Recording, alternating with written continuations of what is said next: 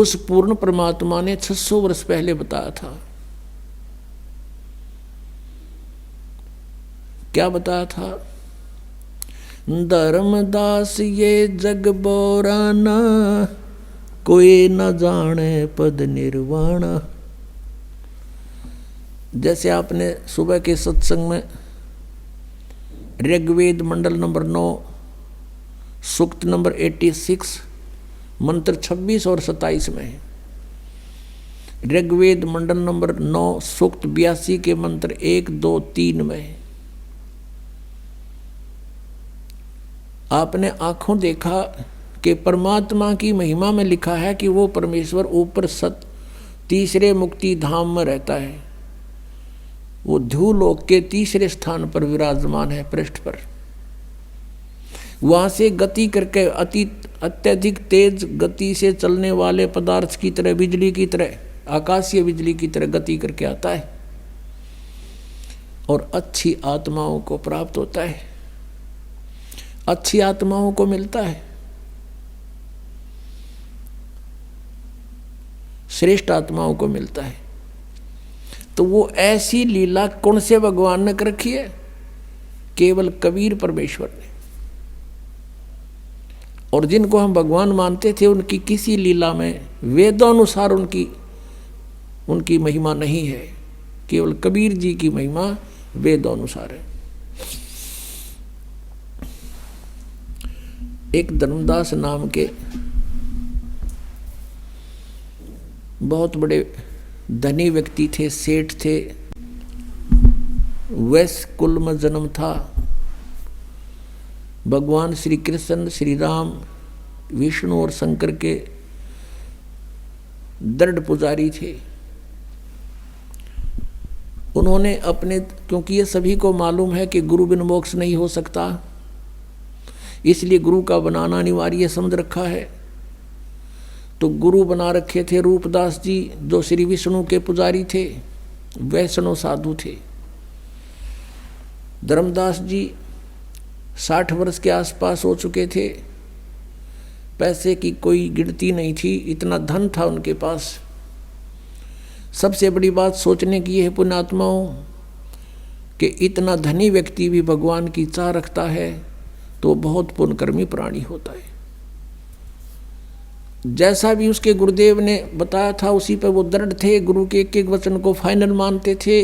पुण्यात्माओं, एक नियम होता है कि श्रद्धालु यानी शिष्य गुरु जी के वचन में किसी प्रकार का अविश्वास ना करे, ये नियम होता है। और इस नियम का दुरुपयोग किया है नकली संतों ने। श्रद्धालु कहते हैं गुरु जो कहते हैं वो सत्य होता है। जब गुरु है सत्य को नहीं, उनका ज्ञान सत्य कितना होगा। जब गुरु ही नकली है, इनको कह कह का पता नहीं, तो इनका ज्ञान हो ही नहीं सकता सत्य। लेकिन वो अनजान श्रद्धालु उनको गुरु मान रहे हैं, सतगुरु मान रहे हैं, और वो कतई अज्ञानी है। अब ये दास के वर्ड जो आज सुन रहा हो कोई प्रथम बार, तो यूँ सोचेगा कि रामपाल तो अपने आप ने सब तो विद्वान मान रहा है। कि नहीं, दास कोई विद्वान नहीं, लेकिन गॉड गिवन ज्ञान जरूर है दास के पास। विद्वान तो परमात्मा है और उन्होंने ज्ञान हमें दे रखा है। उस ज्ञान का एक डंडोरा पीट रहा दास तो, कि ये ऐसा है, ऐसा है, ऐसा है, बस भगवान ने बता रखा है। उसका दिया हुआ धन है, दास आपको बांट रहा है। कोई ले सकता है तो ले लीजिए। तो जैसा भी उस प्यारी आत्मा को उसके गुरु ने साधन बताया था, उसी के आधार से वो चल पड़ा। गुरु जी ने बता रखा था कि हरे कृष्ण हरे राम, राधे श्याम सीताराम, राधे राधे श्याम मिला दे। ये गुट्टी प्यारा की थी कि ये मंत्र पार कर देंगे। ओम नमः शिवाय, ओम भगवते वासुदेव नमः, हैं ये पता नहीं 20-25 इस तरह के मंत्र दे रखे। और एकादशी का व्रत और 68 तीर्थ पर जाना अनिवार्य है। इस प्रकार वो साधक, और गीता जी का नित्य पाठ करना चाहिए। ऐसे ही वो धर्मदास जी गुरुदेव के आदेश अनुसार प्रतिदिन गीता जी का नित्य पाठ करे, एकादशी का व्रत रखता था, और उसने 68 तीर्थ करने की योजना बना ली। भाई गुरु जी ने कहा है 68 तीर्थ अवश्य जाने चाहिए। तो वो ऐसे ही घूमते घूमते मथुरा पहुंच गए।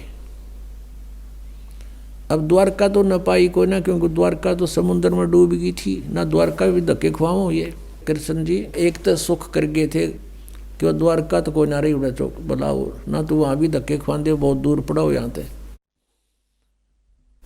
तो मथुरा पहुंच गया और वहां उस तालाब में जहाँ श्री कृष्ण जी कहते हैं कृष्ण जी नहाया करते थे, गऊ चराया करते थे, उस तीर्थ में, जोड़ में, तालाब में। और उन तालाबों का ऐसा पानी जो गधे भी ना पी और उसमें श्रद्धालु नावे और आचमन लें उसका।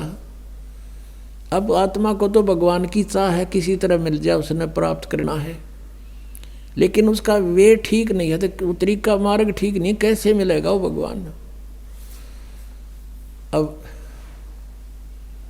धर्मदास जी सुबह सुबह स्नान करके उस जोड़ में, तालाब में, मथुरा के में, जिसमें वो सैकड़ों आदमी नहावे, गंद माच रहा, और वहीं से लोटा भर के पानी का उसने अमृत जान के वहाँ रख लिया। लिपा पोती करी, यानी कुछ ग्राउंड लिपा, मड प्लस्टर थे, गाय का गोबर मिला के मिट्टी में, और वहाँ पर फिर बैठ के लगा नित नियम करने। परमात्मा पूर्ण ब्रह्म अपना अन्य रूप बना के, एक जिंदा महात्मा का रूप बनाकर वहां पहुंच गए, बैठ गए धर्मदास जी से 50 फुट की दूरी पे। जिंदा महात्मा होते हैं जो मुसलमानों के अंदर जिंदा महात्मा बोलते हैं उनको, जिंद पीर। उनकी काला और कोट होता है, घुटनों के नीचे ताई का, एक कच्छा अंडरवियर पहनते हैं लंबा सा, एक टोप सिर पे, काला ही टोप और काला ही चोगा। अब बैठ के दूर जानते और सुन रहे हैं गीता जी के पाठ को। धर्मदास जी बड़ी लय ला के पढ़ रहा है संस्कृत को, और फिर जैसा भी उसके गुरुदेव ने अनुवाद किया था, अनुवाद भी सुना रहा है। अनुवाद सुनाना इसलिए शुरू कर दिया कि सामने एक भक्त बैठा है और दिखे है मुसलमान, लेकिन मेरी बातों से प्रभावित बहुत है, बड़ा ध्यान से सुन रहा है। अब धर्मदास जी ने गीता जी का 7वां अध्याय पूरा पढ़ दिया, क्योंकि इसमें सारे 30 श्लोक हैं, और कुछ 8वें अध्याय के भी मोटे मोटे कुछ कुछ सुना दिए। जैसे 8वें अध्याय के 5वें और 7वें श्लोक में गीता ज्ञानदाता कहता है कि अर्जुन तो मेरी शरण में आ जा, मेरी भक्ति कर, मुझे ही प्राप्त होगा। इस तरह की उसने अपना सारी क्रिया जब कर ली, परमात्मा और निकट पहुंच गए और हाथ जोड़ के कहने लगे। अपने आप को एक दास बनाया भगवान ने, और सामने बैठा हो जैसे ये वैष्णव पंथ के जो उपदेशी होते हैं, एक कंठी रखते हैं गले में, एक तुलसी के मणिये की, तुलसी के मणिये की एक माला, और तिलक माथे पे, और एक धोती कुर्ता सा बस वैसे लपेट लेते हैं कपड़ा सा, ऐसी वेशभूषा बना रखी। वो सन्यासी वैराग ले लिया उसने, यानी अपने गुरुदेव जी से एक साधु का रूप बनवा लिया, क्योंकि 60 साल का से भी ऊपर उम्र हो गई थी। एक लड़का था, वो अपना कारोबार संभाल रहा था, तो वो अपना भक्ति मार्ग पर चल पड़ा था। भगवान ने, परमेश्वर ने करबद्ध होकर कहा कि हे वैष्णव साधु, हे महात्मा जी, मैं सब जगह भटक लिया, मेरी शंका का समाधान नहीं हुआ। अब धर्मदास जी फूल गया। अकबोल भक्त, क्या समस्या है तेरी? कि मुझे एक प्रश्न का उत्तर नहीं आया, किसी ने नहीं बताया। क्या? कि कौन ब्रह्मा का पिता है, कौन विष्णु की माँ, और शंकर का दादा कौन है, हमको दे बता। धर्मदास जी हंसे पहले तो कि वाह भाई वाह, आपको हमारे हिंदू सदग्रंथों का पता नहीं, इसलिए आप ऐसा बोल रहे हैं। भक्त ये तो अजरो अमर हैं, इनके कोई माता पिता नहीं है, ये तो सर्वेश्वर हैं, ब्रह्मा विष्णु जी शिव जी, ये तो बड़े समर्थ शक्ति हैं, अजन्मा है, इनका कोई माता पिता। परमेश्वर ने कहा कि आप अपने सदग्रंथों से परिचित नहीं हैं महात्मा जी। श्री देवी भागवत में पढ़कर देखो, तीसरे स्कंद में इनकी जन्म मृत्यु होती है, ये अविनाशी नहीं है। अब उस समय ये संस्कृत में थे सारे, तो वो उसने एक ब्राह्मण से पूछा कि ब्राह्मण इसमें कहीं लिखा है? तो ब्राह्मण ने कहा, पढ़कर सुना तीसरे स्कंद में। ब्राह्मण पढ़ता पढ़ता एकदम चुप हो गया, कहने लगा भाई लिखा था, पर ये तो वैसे लिख दिया होगा। अब धर्मदास के बात खटकता गई, वे वैसे गीता इन कैसे पुराणों वैसे कैसे लिख दिया। फिर परमात्मा ने कहा कि बात सुनो, आप 7वें अध्याय को पढ़ रहे हो, 7वें अध्याय में इस गीता जी के पढ़ने से क्या लाभ होगा आपको? यदि मैं भी पढ़ने लगूं, आपका अनुयायी बनूं, तो इस गीता जी के नित्य पाठ से क्या लाभ होगा, ये बताओ मुझे। धर्मदास जी ने कहा कि इससे ये मोक्ष होता है, एक राजा ने पढ़ी थी उसको संतान होगी, एक ने ऐसा पढ़ा था उसको ऐसे हो गया। परमात्मा ने प्रश्न किया कि किसी एक किसान का पुत्र था, एक किसान था, उसके वृद्ध अवस्था में एक पुत्र प्राप्त हुआ इकलौता।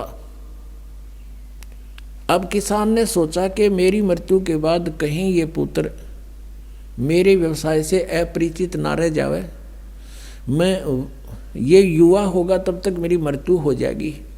उसने अपना सारा अनुभव एक बही में लिख दिया पैड पे, और कहा बेटा जब तू सियाना हो जा, बड़ा हो जा, खेती करने लगे, तो मेरे इस लेख को अवश्य पढ़ना। अब वो किसान का पुत्र उसको पढ़ रहा, अपने पिता की मृत्यु के उपरांत उसके द्वारा दिए गए अनुभव के उस लेख को डेली पढ़ता है। तो उसको डेली पढ़ने का क्या उद्देश्य है उसका? परमात्मा कहते हैं उसका उद्देश्य यही होगा ना कि उस जैसे पिताजी ने कहा वैसे बीज बोए, वही कणक बीजे, उसका उसी तरह उसी सीजन में उसकी बिजाई करे और उसी तरह समय समय पर उसमें सिंचाई करे। कहा जी हाँ बिल्कुल ऐसा ही है, और उसका फायदा क्या लिखने का? और वो गेहूं के स्थान पर तो भांग बोए, गेहूं के बीज के स्थान पर भांग बो रहा हो तो कैसा है वो किसान? अगो तो मूर्ख है, मूर्ख है तो वही बोनी पेंगे तो लिख रखा है, लिखा हुआ उसमें। तो भगत जी जो आपकी गीता जी में लिखा है, आप वही बीज बोगे, वही शास्त्र अनुकूल साधना करोगे, वही नाम जाप करोगे तो लाभ होगा। बीज भक्ति का नाम है, और बाकी जो धार्मिक क्रिया है ये खाद और पानी सिंचाई है। तुमने बीज ही गलत बो रखा है। गीता जी में कहीं पर है हरे राम हरे कृष्ण, कृष्ण कृष्ण हरे हरे, सीताराम राधे श्याम, राधे राधे श्याम मिला दे, ओम नमः शिवाय, ओम भागवते वासुदेव नमः, है तेरी गीता जी में कहीं लिखा? रख नहीं, फिर तू इन रट्टा लाने लग गया तो उस किसान के मूर्ख पुत्र से कम है। अरे जो गीता में लिखा वैसे ही करोगे तो लाभ होगा। इसमें एकादशी का व्रत लिखा कहीं? 6 अध्याय के 16वें श्लोक में मना किया है कि अर्जुन ये योग यानी साधना भक्ति ना तो अधिक खाने वाले की और ना बिल्कुल ना खाने वाले की कभी सफल नहीं होगी। बिल्कुल ना खाना व्रत रखना एकादशी का, सारा दिन भूखे मरते हो तुम। अब गीता पढ़ते उसने रखी थी, गोट रखी थी धर्मदास जी ने, परमात्मा की एक एक बात छाती में लाग गई थी। अरे तू गीता जी को सिरोधार्य मानता है, भगवान के आदेश विरुद्ध तू साधना कर रहा है। 16वें अध्याय के 23वें श्लोक में लिखा है शास्त्र विधि को त्याग कर जो मनमाना आचरण करते हैं उनकी ना गति होती, ना उनको कोई सिद्धि प्राप्त होती, ना उनको कोई सुख होता। यूजलेस।